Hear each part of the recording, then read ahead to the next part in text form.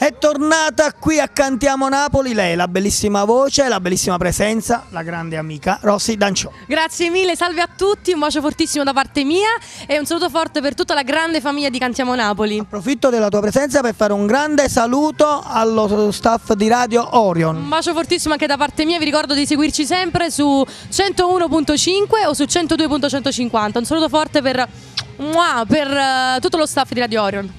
Allora, cosa facciamo ascoltare stasera? Allora, questa volta ancora vi faccio ascoltare Sono diversa perché le richieste sono state davvero tante e poi nella prossima registrazione di Cantiamo Napoli presenteremo il disco nuovo scritto e arrangiato da Tony Colombo, quindi tantissime novità, davvero.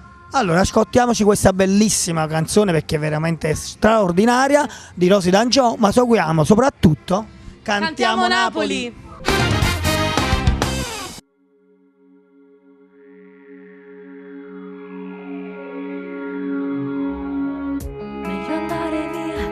Stare a dormire ancora a casa tua. Dentro me non c'è quella voglia di stare ancora stretta a te.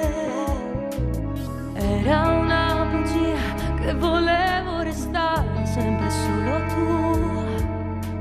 Libera da te, apro quello che è chiuso e sequestrato in me. Sono diversa perché nei tuoi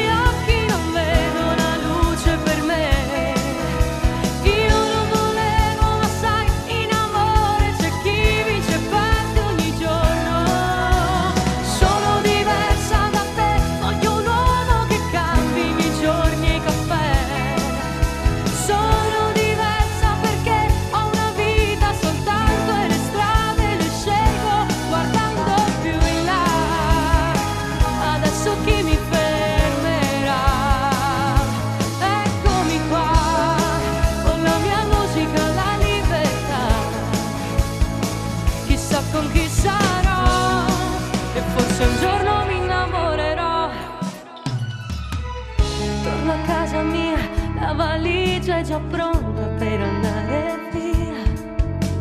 Nell'armadio c'è la mia voce, il ricordo di una poesia. Non mi fermo qua, il mio tempo è prezioso, mi accompagna.